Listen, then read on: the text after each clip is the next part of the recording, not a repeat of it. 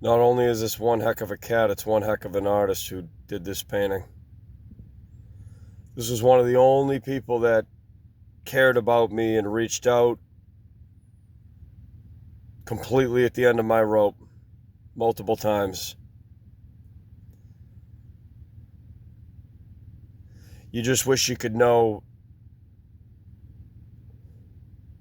literally at least 1,000 other people like her. Goes by the name of Stormy. Feel free to post here and tell people your real name. Look at this picture. This is the being that I stayed alive for. This is the cat that I stayed alive for. I'm being denied the right to see her. Did nothing wrong, hurt nobody.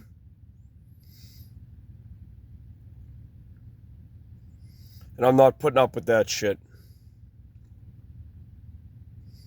I tried to tell people you have no idea what I'm going through. If you've never been to court and seen a dad standing there in front of a judge, scared out of his wits, just like whether he's a good person or a bad person, and he's crying and he's going, I just want to see my kid. I just want to see my kid. If you've never known what that feels like to hear that from somebody, then you've never cared about somebody that you look after.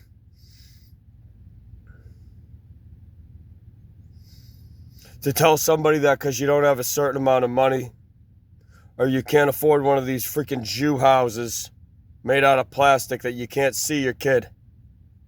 Look at that, the light literally just shone down on her face.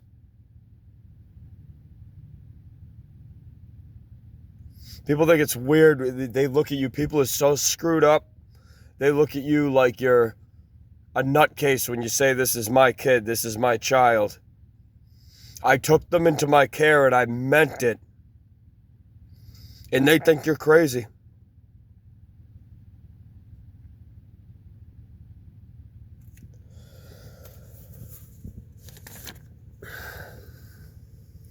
Things really escalated when I started passing these out.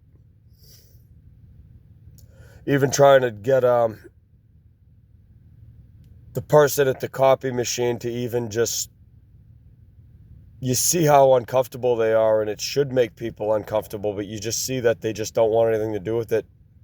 No questions about, hey, what's that? They don't want to talk about it.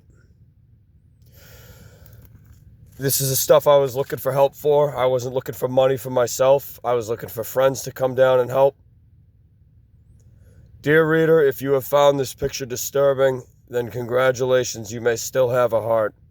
Featured are two soldiers bound in steel cuffs from wrists to ankles, nearly suffocated in thick fabric jackets and forcefully kept alive.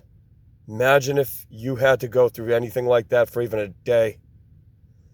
It's not written here, but it might as well be. They sleep back to back, holding each other up while doing all in their power to stay calm and still.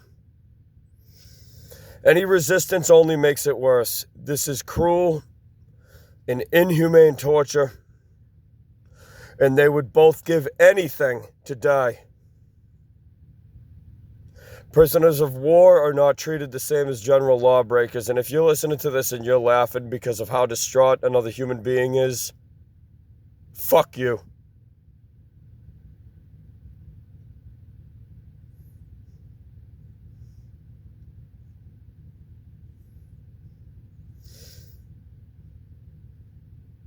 We don't see what really happens to people who fight for their true rights. Imagine if this was you. This is what it always comes down to. When you see that homeless person who looks broken walking down the street with a backpack, and you're driving by in your car and you're looking at them like, oh, geez, I wonder what they did wrong in life. Well, maybe you're the one who did something wrong in life. Usually the people who are doing something right they sound like this. They're broken. Broken.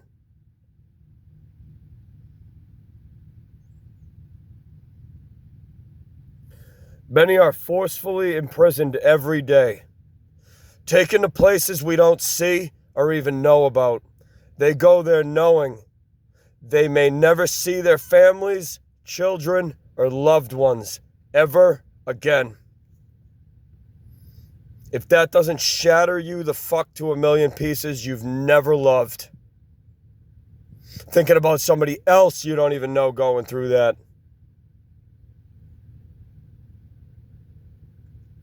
Many who do are innocent. Even still, this kind of treatment is inhumane even for a murderer. I don't care if you ran around and blew people's heads off with machine guns. I'm not condoning it. But that's nothing compared to this. It's nothing compared to being tortured like this.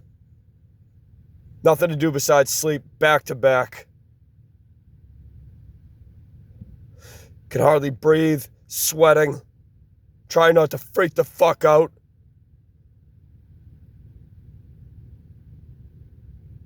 You bet your ass if you had to go through that for even a minute, you'd be out screaming in the streets, showing people this picture. You'd be printing these out today. I'm one person.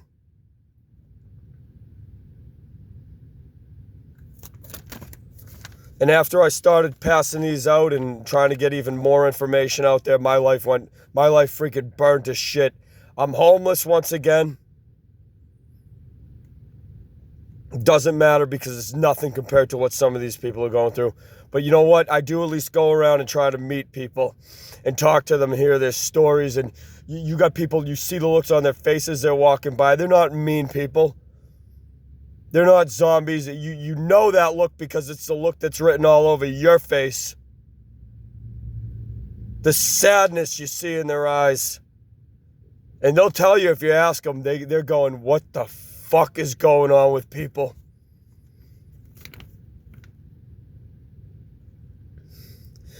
If you don't think this is real, or that this kind of cruel punishment doesn't happen to people every day, think again.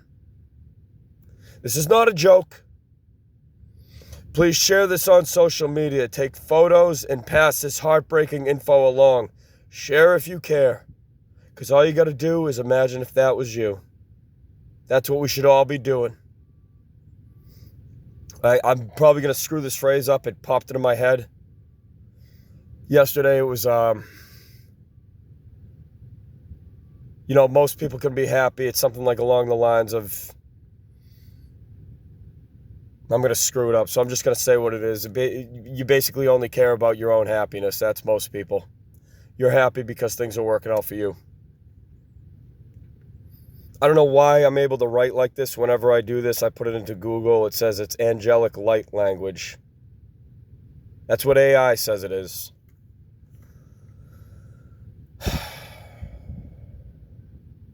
Freedom should be free, but it's not. They just think, geez, it worked out for me. I have a good life. I'm doing all right. Versus true care and true compassion and true empathy, which is, I'm not happy until we all are. Until everything is right. Until everybody who's innocent is set free.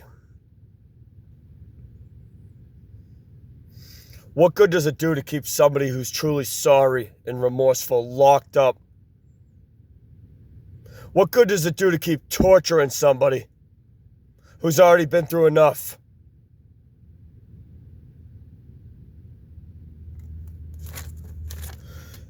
You got people who called somebody, me in this case, doing a video like this. You have people who call me a psycho, mentally ill.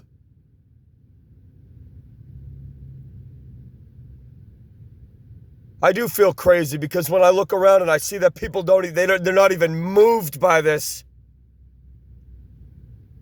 They could see it right in front of them and they would just be like, hey, what's the score of the football game?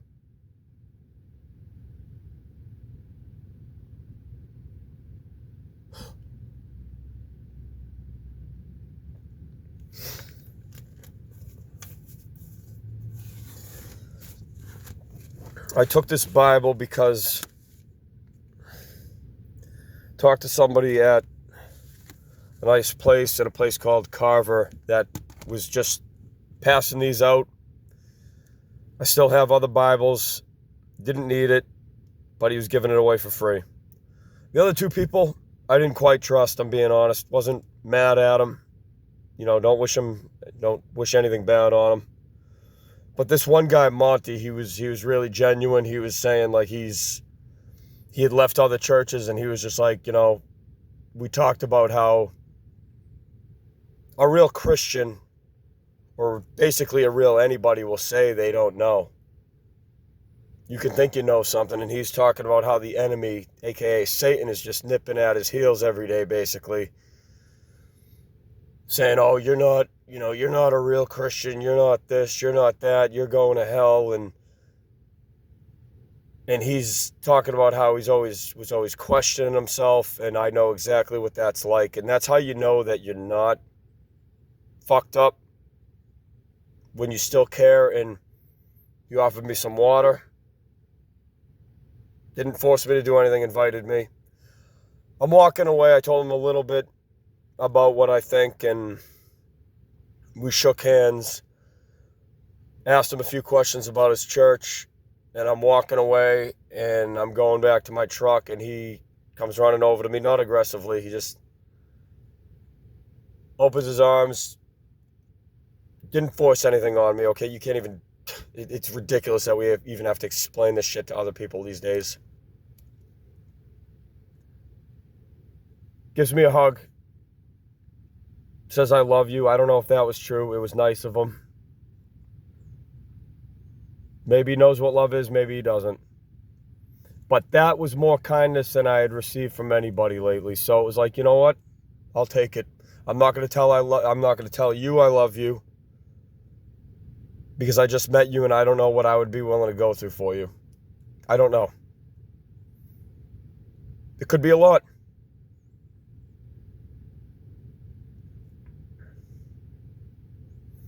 He takes out $10 and gives it to me. I didn't want to accept it. I shouldn't even have to say this, but I gave it to somebody else who was homeless on foot, because I had my truck that day. And I felt that was the right thing to do, even though I barely have any gas in my tank. And I have a really good friend who invited me to Texas. I'm not sure what I'm going to do. They even offered to try to get some money to get me there.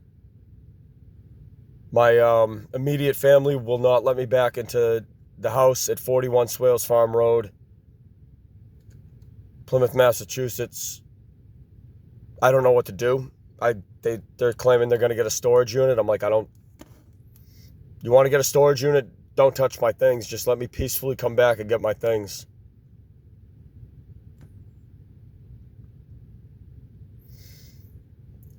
It's like my old pastor used to say, nobody cares what you know until they know how much you care. Well, I care a whole hell of a lot about doing the right thing, and a whole heck of a lot about other people. And very few people care, from what I can see. So I don't think that's true. It should be. I get what they were saying. Maybe it is.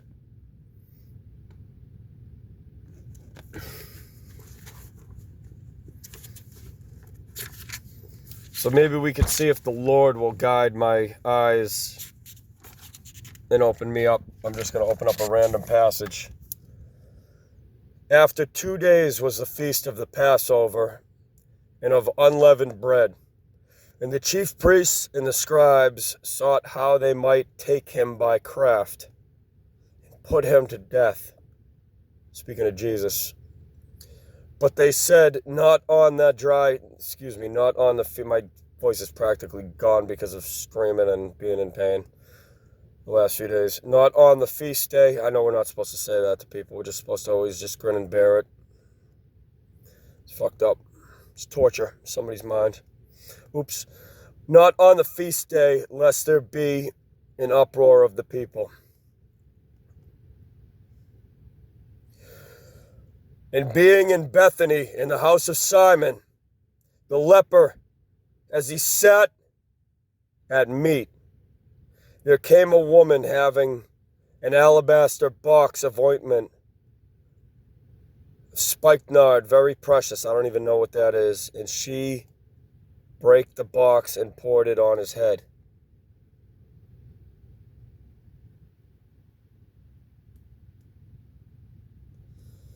And there were some that had indignation within themselves and said, why was this waste of the ointment made? For it might have been sold for more than 300 pence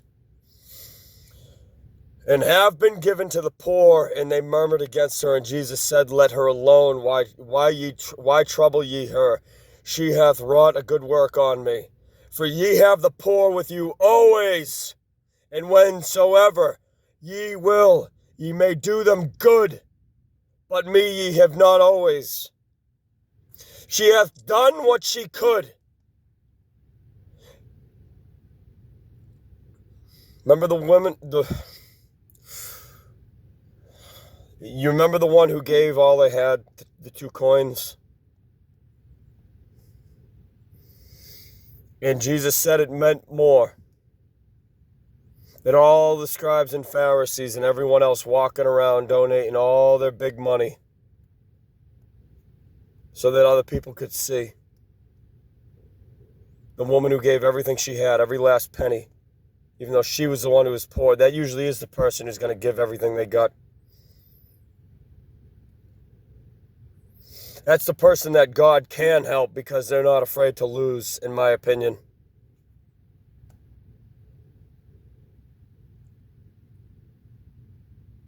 Fuck, you read the rest of it. You decide for yourself. I ain't no pastor. All right? Just reading from a book. I can't prove to you if that's true, but what I can tell you is that there's other examples of this every single day that happen.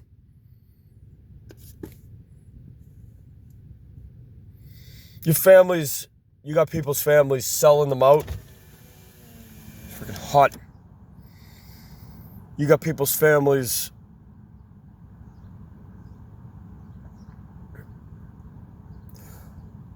family doesn't let family go homeless.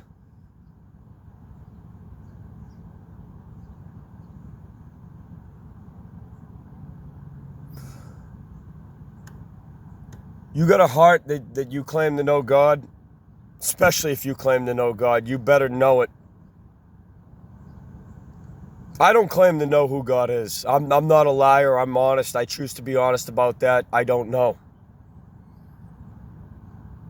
I don't know. That's my answer.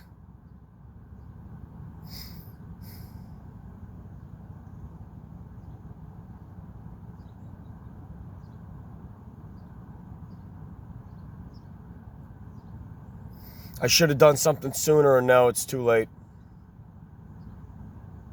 I should have given every last penny I had once I saw the sight that I did, but to be honest, I didn't know what to do about it until I figured it out. Now it's too friggin' late because this is how it works.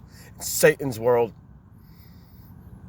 You finally start doing all the right things that you should have been doing, and your heart is literally on fire for the truth, and you can't be extinguished.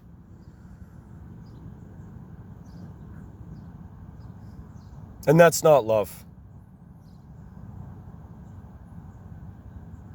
Love is not cruel punishment.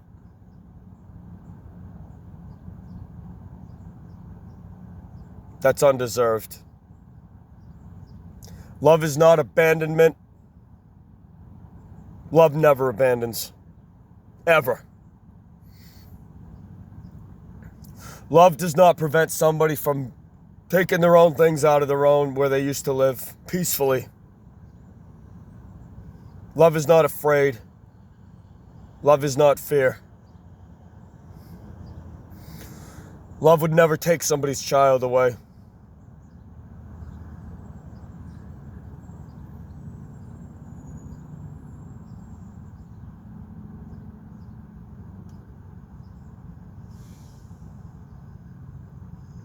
Love is fierce. Love is protection. Love is true care. Even if the person can do absolutely nothing for you.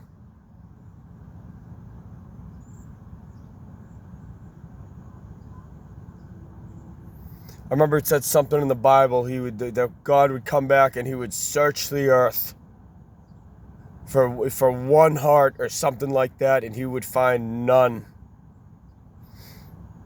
Maybe that's because all the people who did killed themselves because they saw what this place was and they wanted nothing to do with it. And other people will always tell you, well, you should stay alive for what? For you? What, so you can continue to torture people? Torture me?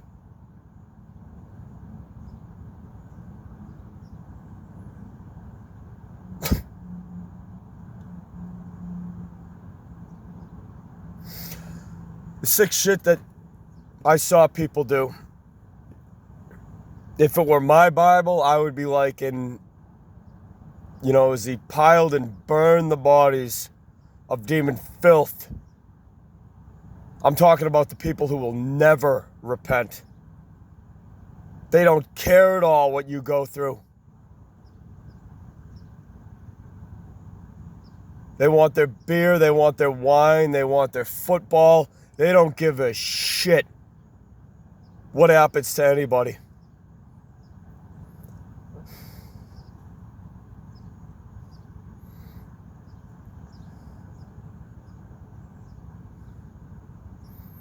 I feel like in the real Bible it would say, and could be wrong, if it were my book it would be, and the sight was so unholy unto thee that he wouldn't even smell the cunt fumes that were burning off the bodies.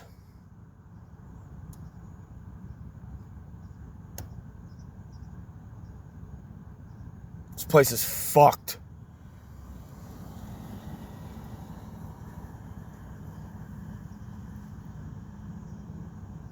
This place is fucked.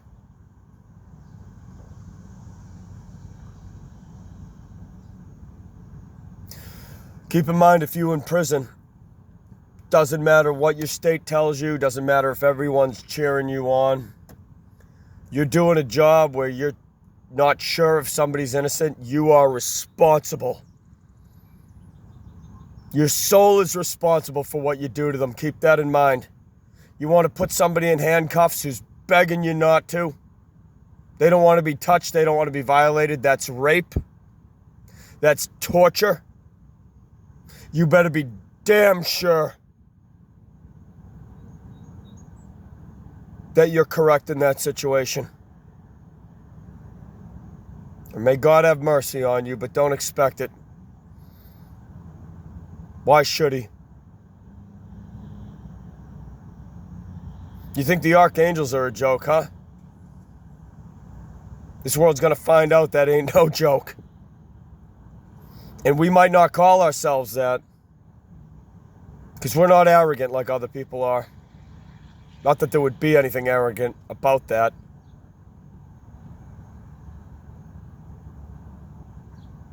We probably call ourselves something like Team Faggot. The real police that got all the dirt on everybody. We were patient, we were kind, we were long-suffering. And we saw firsthand, God saw firsthand everything that the real sons and daughters of the true creation, everything every animal went through.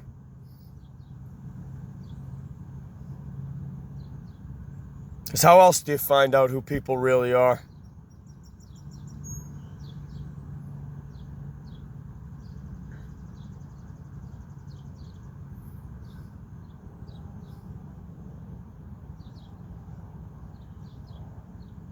You don't want to wait till you finally go broke years down the line after what the force that is going to hit this earth.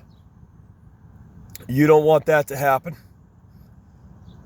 to make you finally ready to start begging for change. Get it? You want to be on your hands and knees begging or doing whatever you got to do to beg people for it now. Beg if you have to. Beg for people's hearts to change. Nobody's too good for that. It doesn't make you a sissy. It makes you a man. It makes you a real woman. It makes you a real warrior of God, if that's what you think you are. Beg them. Cry if you have to. Spill your heart out on the stairs of that steeple.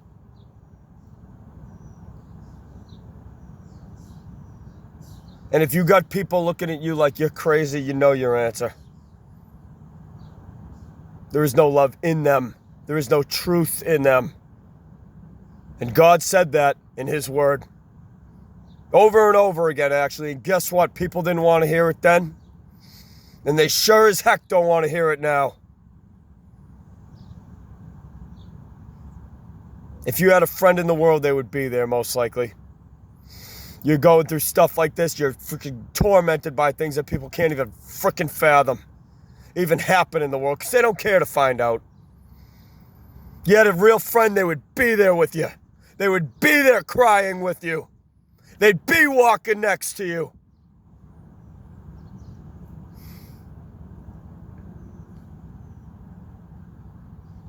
See ya.